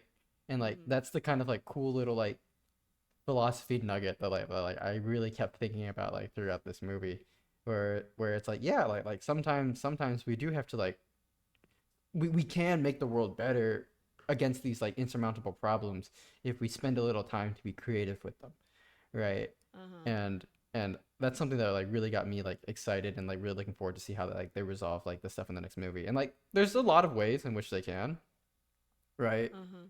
Um, and I'm just like really like interested to see that because like so many times when we in media and stuff like that, like one of like the biggest moral questions in media is like the whole Thanos thing, right? Which basically just boils down to like some sort of like whack version of utilitarianism, and then like Captain America's like deontology, like we don't trade lives or whatever he says, Yeah. right? And then you boil it down to that, and it's just like cool. Like people debated a lot on like the Thanos problem, but I honestly don't think that's like anything like particularly complicated, and the solutions weren't particularly that interesting, right? Yeah. Um, Whereas this, I do think there's something really interesting here, right? Like Mhm. there's something much deeper than just like this the standard. Like maybe I've been doing too much philosophy, and like I think utilitarianism is just like not a great moral philosophy in general already, and like No, you're right. You're right. but but for me, I think other people who don't follow philosophy as much as like we do might not get the same thing out of it. But for me, at least, like it's actually something like really nerdily exciting. And No, I I'm looking forward absolutely to that. agree. I think that okay, because the thing for me about moral dilemmas in pieces of art is that the whole point of certain pieces of art is so that you can like see a moral dilemma play out in a certain way, and it's not actually like happening, right? That's it's the Mhm. whole point of stories. It's the whole point of cautionary tales. It's the whole point of fairy tales, right? Is to like see this moral dilemma in a story and then see how it ends up for the character in that story and then decide accordingly, right? Um, and like for every story in existence, there is another story that is that story but with a different outcome. Um, most stories are like four or five. Most stories are a combination of at least four or five other stories. Yeah. At this point, there really isn't anything like super No art is original. truly original. Yeah, no art is truly original. And so for like across the Spider Verse, obviously like the Thanos dilemma is a very common. That's a very common like utilitarian problem. Um, I I I honestly want to say that it's like too simple. Like they literally took the most simple and also kind of, I hate to say it, stupid version of the utilitarian problem and it was like, yeah, like this is exactly what somebody like would do with all like it's fucking dumb. Um right, because the megalomaniac with all power, like really like your first option wasn't just to like create infinite resources with this. Of course, no, yeah, that makes perfect sense. That makes perfect sense, Thanos. Thank you. Thank you. Thank you, dumbass. Um with this though, I think the reason that it's so intriguing is because like the scale of it is really interesting. Um, Mhm. we have obviously like the big scale of it where you're like, oh, like if Miles fucks up, like he's putting the entire universe in jeopardy, or at least like his entire world. But on the flip side of it, it's like the community thing that I was talking about earlier, right? Where he has to like choose between the fate of like this thing that's much bigger than him and the people that he like genuinely loves and cares about on an everyday level. Yeah. And it Because like takes that giant sort of it takes this giant sort of dilemma and makes it simple but in a way that is still infinitely complicated.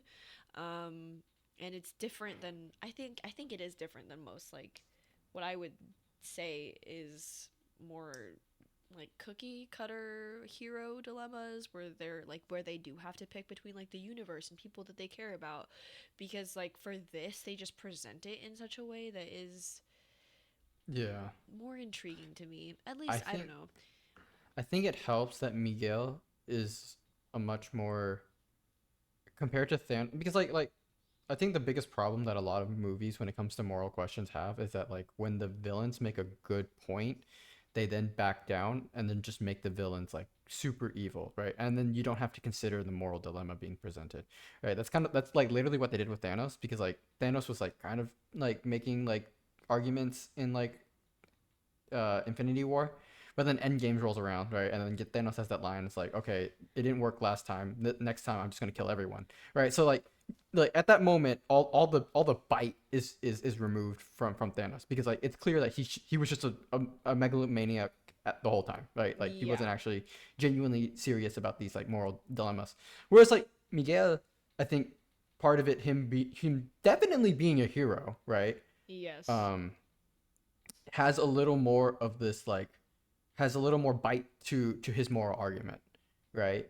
Mhm. It is harder to just straight up write Miguel off because he's like he has good arguments. He's a hero, right? Like he's not doing anything because like he's like a total like he genuinely has like the right intentions, right? It's just that like he's not being like what I think the movie is going to ultimately say is that he's not being creative enough with the solutions in order to like be handling these moral situations, right? And like Uh-huh. that's and I think that's just like way more interesting than than like some of the other like moral dilemmas that we've seen Uh-huh. in No, in that's a other good like point actually. I guess I never really like quite noticed that about Thanos, cuz I always just kind of found him like to be an idiot. Um Maybe that's just me, but like all the people that were like, no, no, Thanos has a point. Like, kill all the. I'm like, okay, well, I think we all know that you read your philosophy on the back of a fucking cereal box. Next, like, I just yeah. didn't find that argument like compelling at all, and like, yeah, he was like trying to convince people that he was right, but it's like when you're arguing for mass genocide, like you don't have an argument. Um, Mhm. like It's I such don't a know. problem with like Hollywood movies in general when it comes to like philosophy, right? Where it's like they lose a lot of their bite because like the studios, or at least this is what I suspect is happening. The studios are too scared in order to like push like ideas that are like like not even radical, but like just like just like like not expected out there, right? Because like we have that problem with Thanos, right? We have that problem with like Killmonger and Black Panther, where like he's making a lot of like really interesting points from like anti-colonial philosophies and stuff like that, and then he just like starts like and then he just like killed his girlfriend because like we need him to be a super villain, Yeah. right? Right? And then at that point he loses all his like fucking credibility, right? Yep. Right? Because now he's a super villain. Like it happens so much, and I think like that's like the only like character where like I can't really see that happening in a Marvel property is like Wen Wu probably, and I think that's why he's one of the better villains, Yeah. right? Because like they actually do let him have they let him like keep intact a lot of the bite from the questions that like he's going for. But even then, it's kind of not true because he's also getting like seduced by an evil demon. So like, actually, I take it back. Actually, I You're take it like, back. actually, I'm gonna talk myself right out of that one. Next. Very No, quickly. I think you bring a good point up about villains needing this kind of like they need black and white morality, or else or else the masses are gonna think that it's valid, and it's like I I understand why that's a thing. I mean, it's kind of like so there's this really great analogy that I like to use for like art on this scale where they know like so many people are going to be watching it and they need to make their moral dilemmas in a certain way. There's this really great clip of this park ranger talking about how like um like bears getting into trash cans, and it's a huge issue because they'll eat things that they're not supposed to, or things that have gone bad, and like they'll kill themselves by eating out of a trash can. And so like they need to design the trash cans to be bear proof. But there's also a significant overlap between the dumbest tourists and the smartest bears. They need to figure out a way to like not let the bear like get into the trash can, but also like they need to figure out a way for like stupid people to open the trash can, right? I would And have so never thought like about it. Where you're it's going. kind of like that, right? Where you have these like you have this mass, I mean, I would consider this mass media, right? Where, Mm. on a scale that we really can't comprehend. I mean, like millions of people watched this movie, right? Like how are we going to make this art, this question, in a way that like most people can understand it, and some people might find it compelling, um but we also can't, like, there are some like they're smart bears, right? But there's also like dumb fucking people who will like, I mean, there was like a whole fucking forum on Reddit talking about like, oh, Thanos had a point, and I'm like, guys, like, that's not the point of the story. You're arguing in bad faith if you're arguing for the villain at all. But I also think like that's kind of like, happening with this movie, right? Because like yeah, I remember watching a TikTok where it was like she was watching this high school girl like first love clearly being like used by this dude, right? And she's like, "It's a canon event. I can't interfere," right?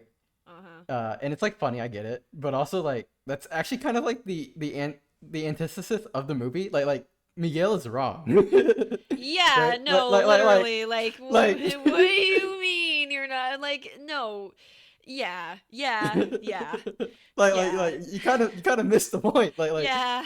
It's kind of like no, It's it's like almost like you watched the movie and didn't actually come away like. I get So it. The joke is funny. Maybe it was just purely a joke, but perhaps it also was.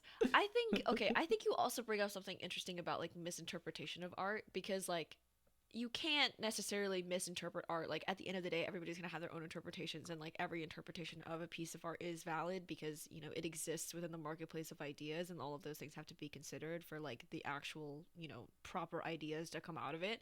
Um but at the same time, like, again, when you're making a piece of art like this, you can't account for like all of the things that are going to come out of it. And so, of course, they can do their best to like mitigate where they can. And I think that some, especially with like Disney and Marvel, particularly Disney being like the powerhouse that it is, where they have to like cater to these huge audiences that are becoming more and more like radical. Like, I don't understand like what Republicans have with like children's movies, like why this is such a thing that they have, like that this is the hill that they're willing to die on, is like children's movies. But like Disney is moving, the art that they're making is not revolutionary at it's fucking all. it's not. Like, it's not, it's boring as fuck because they are so scared like that they're gonna like piss somebody off. we legalized gay marriage like what, a decade, half a decade ago. Like the fact that we're having like queer characters just like appearing for a cameo in a Oh my movie is fucking it's god. not it's not trans The fucking Buzz Lightyear movie where everybody was like, it's, "Oh my god, like, it's Ying it's not Fan," and like transgressive. it's like, "Oh my god." Like, that's so, anyways, yeah, no, Disney has not made anything particularly good or particularly interesting or particularly compelling in I don't know how fucking long, because they're so terrified that they're going to make something that's going to upset someone. And it's like, I hate to break it to you, but whatever art that you put out there, someone's going to be pissed off. By definition, that is what art is. Just like you can't mitigate for, the kinds of moral ideas that people are going to walk away with. You can't mitigate for the fact that some people just aren't going to like your fucking art. And like, I really hate it when you can very clearly tell that a studio is like scared of its target audience, or like scared of a specific group from their target audience coming away from it being like, "Oh, that was so lame." Like, they try really hard to be cool or like up with the stuff, or it's basically very clear that like the art wasn't necessarily made for art's sake but for an audience's sake, or out of fear of an audience's like reaction. And Yeah. I don't think that Across the Spider-Verse necessarily falls into that trap, which I'm so like Yeah. happy about. There's this really great clip of Haley Steinfeld talking about like the little sort of like things that the animators kind of like snuck in the background. Like in Gwen's room, there's a trans flag. In Miles's like notebook or his book bag or something, there's like a BLM pin, right? Like those things were put there by people who had intentions, and like they could have been taken out, right? But Hmm. they didn't. And I'm so glad that they didn't, because Yeah, this movie's just. people really need to start sticking to their guns, and I think this movie does a good job of sticking to its guns and doing what it wants to do, and in doing it in a shameless way. Hmm. I like the fact that Miguel like beats the shit out of Miles and says all of this out of pocket shit to him. I like that he doesn't try to like reason with him, and he's like, oh my god, no, like you have to understand. And like, because even though Miguel is a hero, like he has his own opinions and his own beliefs, and obviously he's going to stick by them, right? And like that's the whole point of his character in the story. So it doesn't make any sense that he would like flip-flop between, having like being like a reasonable guy and then being like an asshole. Like no, he's just an asshole the whole way through. Hmm. you know Yeah. like I think like I had a friend once tell me that like the core of art is the core of the artist is to be very opinionated, right? And to push ideas out there, even if it's like not even if it's not like the correct idea or the best idea, other people will figure that out. But it is to put the idea out there, right? yeah. And to confidently put the idea out there. I feel like that's something I really appreciate about this movie, where it's very confident with itself. It's very confident with its opinions. It's very confident with what it wants to be. That like we don't really see all the time in like Hollywood like films, right? Mhm. This movie really wants to be something, and it says like this is what I'm going to be, and like and I don't care Yeah. about like any potential like scrutiny or backlash or whatever. Like it needs to put what it wants to be out there, like, and that's awesome. I love art that like so confidently and proudly just like stands on its feet and says like no, Mhm. like this is exactly what I need to be doing, you know? Mhm. Yeah. And it does what it wants to do, and it does it well. Because Yeah. there's also sometimes like art that comes out where it's like, this is what I want to be, and then you're like, the execution is like, you know. It's like you really tried, but no, they do such a good job with talking about like the scale, both the small scale and the large scale stakes. Talking about like the emotional state, like it's all just so powerful, and it all hits the way that it's supposed to. The pacing is incredible.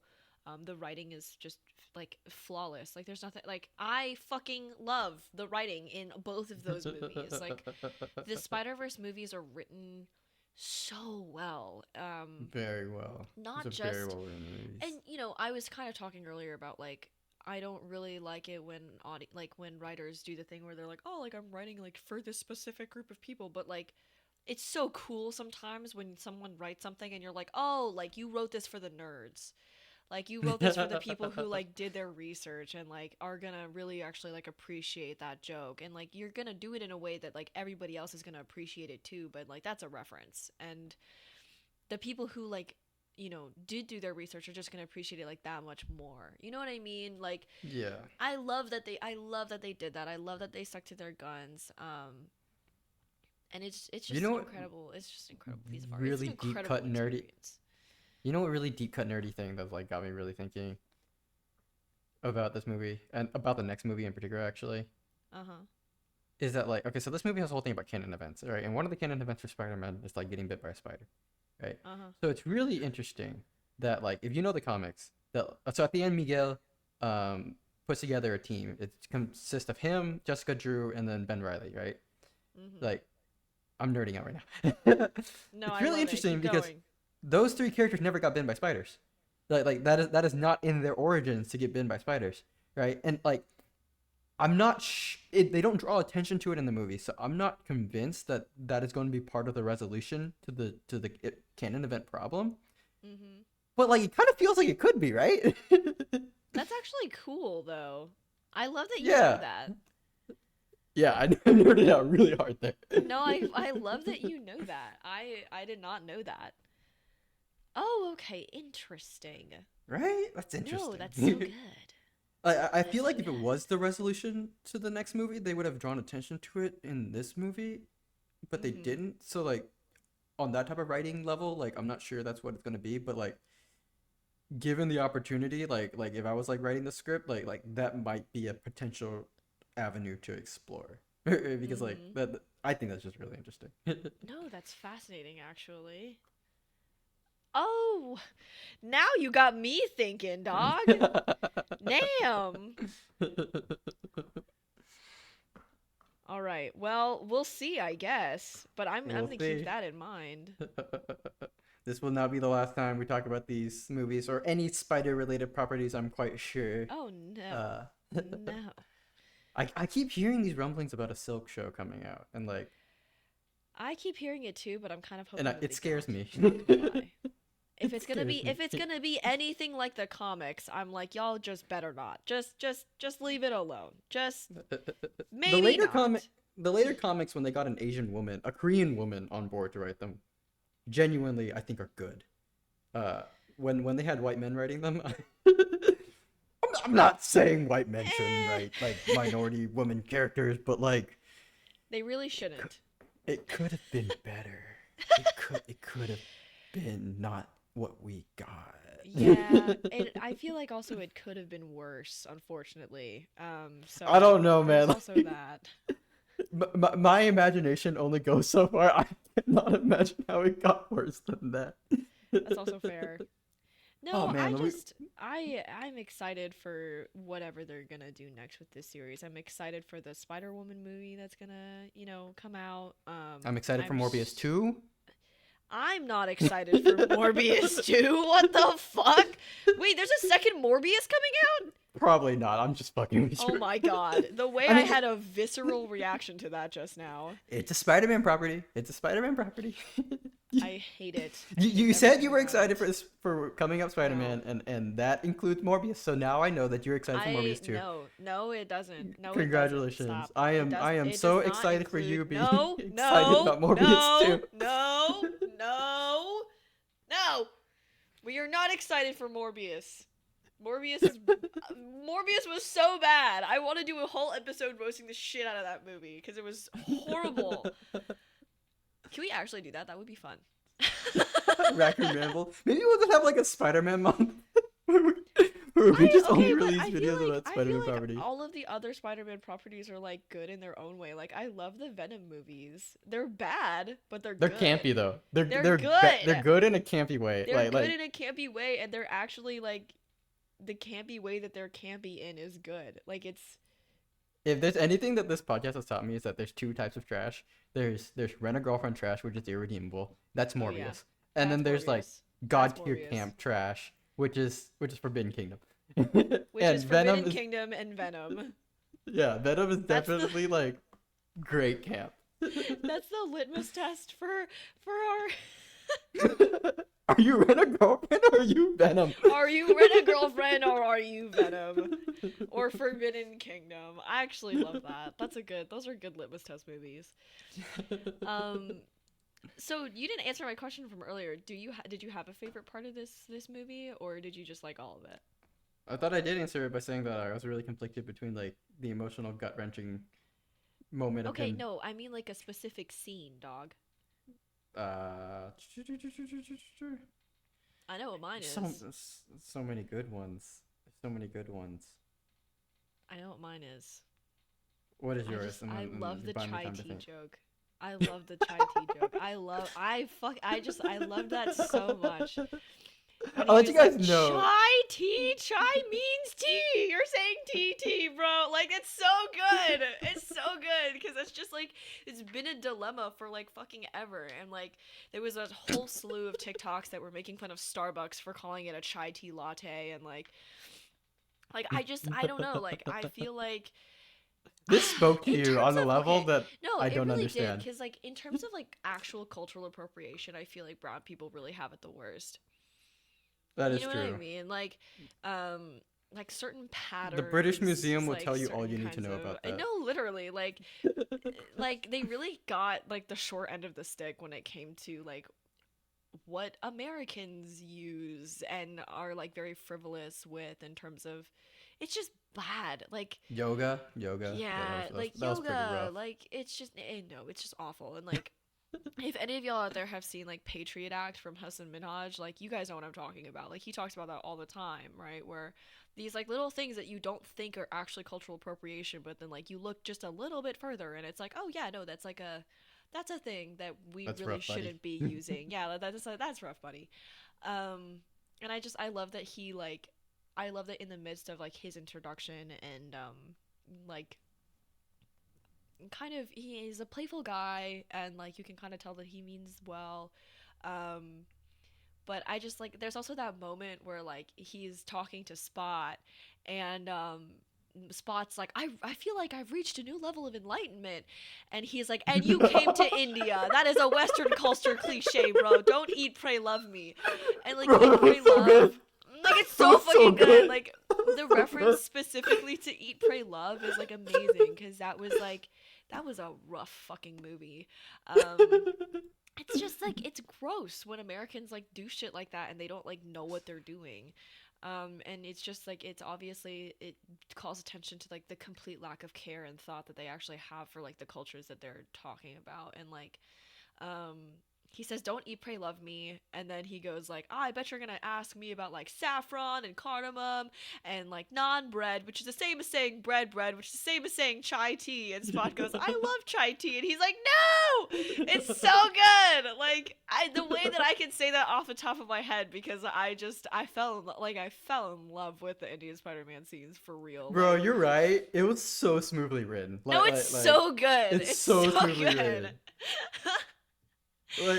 I think part of the reason why it's so easily to write that is just because like how like ubiquitous those concepts are used like in like American like culture and vernacular to where it's so easy to bring up and just having someone just like look at it straight in the face and just be like seriously dude like really. Yeah, no, it's so good. Also, I did hear that the guy who voiced Paviter was like a huge part of sort of like the collaboration process with like the way that they ended up going with like how he was gonna talk and what he was gonna say, which I really appreciate that like the writers and you know the screenwriters and also the directors like really did kind of take the time to make it a collaborative process with you know Yeah. when they did feel out of their depth. I think that is something that we don't see enough of in modern media of like the actual kind of like actors who are playing these cultural characters of cultures that they are actively a part of, kind of like being excluded from the process of like what these characters actually become. Hmm. um and I'm glad that again like Spider-Verse, there are a lot of writing traps nowadays that you can fall into that almost like sometimes you don't even expect it, right? But I'm so glad that like Spider-Verse managed to avoid some of the bigger ones, you know. Yeah, this does really feel like diversity done right in a lot of different ways. Yes. It really feels like the people that were being represented were really involved, right? Mm-hmm. Because like that's one of like my biggest pet peeves is that like there are like movements to push diversity in like media and stuff like that. Like Marvel's a really good example. When they were launching their all new, all different Marvel line, they were like, we're gonna have a bunch of diverse characters, right? And then you look at the writers behind them, right? And it's just a bunch of white men, right? And it's like diversity Right. without actual diverse voices has no bite to it. And that's why the only like that's kind of low key why the only good thing that came out of that was Miss Marvel because it's like because they actually had like a Pakistani woman writing that and like lo and behold that's the one thing that like didn't feel awful. You know, right? Go And I think figure. I wonder why. go figure. And I Go feel like figure. the same thing's happening here where like when they do diversity, it's like it's definitely with conversation with the people like that these groups affect, right? And Mm-hmm. like that I think is really important. And it's kind of the whole point of diversity. You know, we have diversity in order to hear different voices, not just to see different characters on the screen. That's part Mm-hmm. of it, right? But also to actually hear the voices and like to understand the experiences and then like see different people's perspectives. And that's what's happening here, especially with like all like the him calling out like the cultural appropriation with like enlightenment and like chai and like not and all that stuff. You know, like I also just love that like that he said eat pray love like because that is the name. That's the name of the Yeah, movie. Like they did he not went for hold it. their punch with that. They were like, "I'm going to like call you by name and tell you exactly who the fuck you are." Like, I love that. I love that they didn't shy away from that. I love the saffron and cardamom, which is like things that white people are fucking obsessed with. Um, like I it's just so good. Like non bread, which is the same as saying bread, which is the same as saying chai tea. I love chai tea. No, like it's so like like it just makes this never like that's never not gonna make me laugh. I would like everyone at home to know that like Yeji has been on this chai tea thing for like a week. No, I have the way this, I this, this, absolutely have. this podcast is not the first time I've heard it. It will probably not be the last time I hear about it. No, you guys don't understand. It's frustrating. And like every time I have taken like a friend of mine to like an Indian restaurant, I'm like, do not say naan bread. You say naan, and that is it. There is no bread after that word because it's saying bread. Stop. Don't do it. This is the hard line that Yeji would die No, on. I will. I This is will. her hill. If you say chai tea in my presence, I'm going to cancel you. I will find a way to I will make you famous so that I can cancel you. I will do it. I will ruin your life. She means it. Do not Do not underestimate. fucking try me, dog. Okay, No, really good movie. Loved it. so So I good. think I you will, stalled yeah. out for me. I think you stalled out for me. I think I think my favorite part of the movie, just like a single moment, is like when Hobie, like, you get the face reveal for him and he's just like, so what? Oh yeah, no, And Hobie it's is just so cool. and like I love how they made it such a big deal earlier that he wouldn't do it. Yeah, he's like, I'm not gonna fucking. Oh, come off it. I'm not gonna show you my face in the elevator. Just takes his mask off. I think it is So cool though that they had another Black Spider-Man in there. mm, I know that we like touched on like Miles Morales in kind of like the wider scheme of like in real life, like people were like, oh, like that's not actually Spider-Man, and like it was very racially charged and stuff, but like they just stuck another one in there because they were like, eh. And yeah, I do love I like love that they made him an anarchist too. Like that just feels so fitting on so many levels. Like it's there's so many levels to it. It's just like a meta yeah. thing, you know? It's a meta thing that you can like truly appreciate. Yeah, and I really love like how like in media, like sometimes you do get like sometimes you know like you'll get like a black character, right, but they'll have like this very like different, they'll have a very specific stereotype to them.